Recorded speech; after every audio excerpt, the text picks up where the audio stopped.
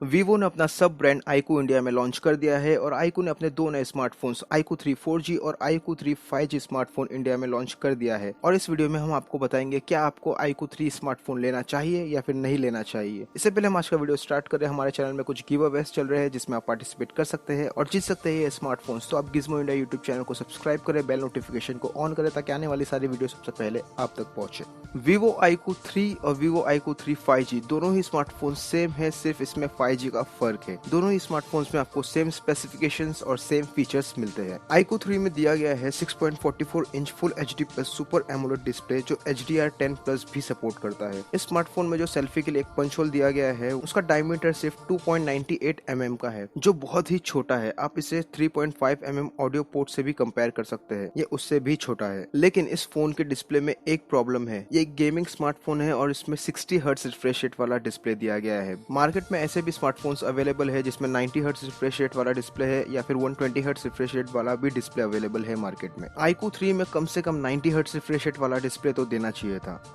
iQoo 3 में दिया गया है 4440 mAh की बैटरी जो बहुत ही बड़ी बैटरी है और इसे फास्ट चार्ज करने के लिए इसके साथ आता है सुपर फ्लैश चार्ज 2.0 जो एक 55 वॉट चार्जर है जो स्मार्टफोन की बैटरी को 50% चार्ज कर सकता है सिर्फ 15 मिनट में। और स्मार्टफोन के चार्जर को बहुत ही स्मार्टली डिजाइन किया गया है। आप अगर गेम भी खेल रहे हो तो आप चार्ज कर सकते हैं और चार्जिंग केबल आपको जरा भी प्रॉब्लम नहीं देगा।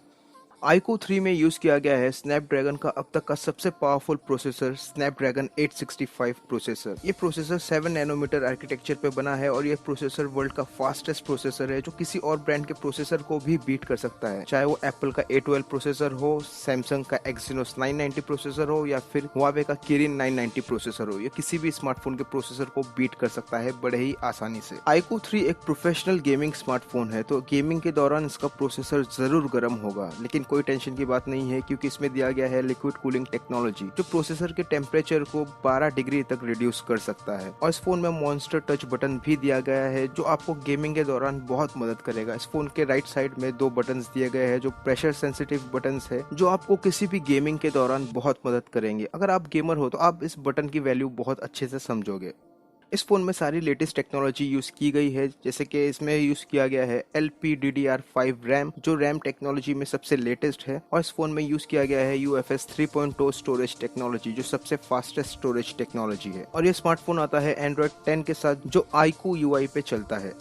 कनेक्टिविटी की बात करें तो iQoo 3 में सारे आपको जरूरी कनेक्टिविटी ऑप्शन मिल जाते हैं। इस फोन में दिया गया है USB Type-C port, 3.5 mm audio port, in display fingerprint sensor. 5G model में आपको मिल जाता है स्टैंड अलोन 5G और non stand alone 5G support. 4G variant में आपको डुअल 4G का भी सपोर्ट मिलता है। इसमें आपको ब्लूटूथ 5.1 का भी सपोर्ट मिलता है और Wi-Fi 6 का भी सपोर्ट मिलता है। लेकिन आपको कनेक्टिविटी ऑप्शन में FM रेडियो का सपोर्ट नहीं मिलता है। इस फोन में FM रेडियो का हार्डवेयर ही नहीं है। मेरे हिसाब से तो FM रेडियो एक स्मार्टफोन में बहुत ही जरूरी फीचर है। अगर कोई इमरजेंसी होती है या फिर नेचुरल क्लैमिटी होती है तब सारे नेटवर्क शट डाउन हो जाते हैं, सारे नेटवर्क बंद हो जाते हैं, आपका इंटरनेट नहीं चलता है, आपका मोबाइल टावर नहीं चलता है, लेकिन उस समय FM रेडियो चलता है जिससे आपको गवर्नमेंट की तरफ से जरूरी मैसेज मिल सकते हैं। तो मेरे हिसाब से तो एक स्मार्टफोन में FM रेडियो होना बहुत जरूरी है। आप क्या सोचते हो, स्मार्टफोन में FM रेडियो होना चाहिए या नहीं होना चाहिए? कमेंट में जरूर बताएं।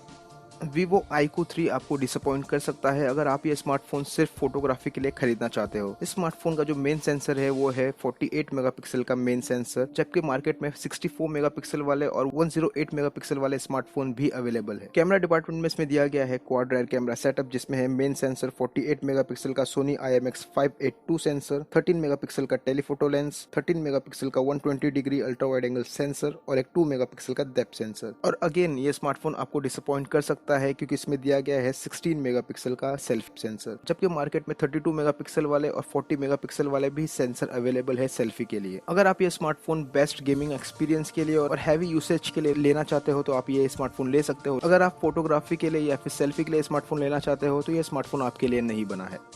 अब सबसे इंटरेस्टिंग बात करते हैं स्मार्टफोन के प्राइसिंग की। ये स्मार्टफोन आता है 2 मॉडल में, 4G मॉडल और 5G मॉडल। 4G मॉडल में 2 स्टोरेज और रैम वेरिएंट आता है और 5G मॉडल में सिर्फ एक ही रैम और स्टोरेज वेरिएंट आता है। जो 4G मॉडल है Vivo iQoo 3 का वो है 8GB RAM with 128GB internal storage जिसकी प्राइस है 36,990 रुपीज। और जो इसका टॉप वेरिएंट है 8GB RAM with 256GB internal storage उसकी प्राइस है 39,990 रुपीज। और जो 5G मॉडल में एक ही वेरिएंट है उसमें दिया गया है 12GB RAM with 256 6GB internal storage, जिसकी प्राइस है 44,990 रुपीज। अगर हम प्राइसिंग की नजरिए से देखें तो ये स्मार्टफोन सबसे सस्ता स्मार्टफोन है जिसमें स्नैपड्रैगन 865 प्रोसेसर दिया गया है।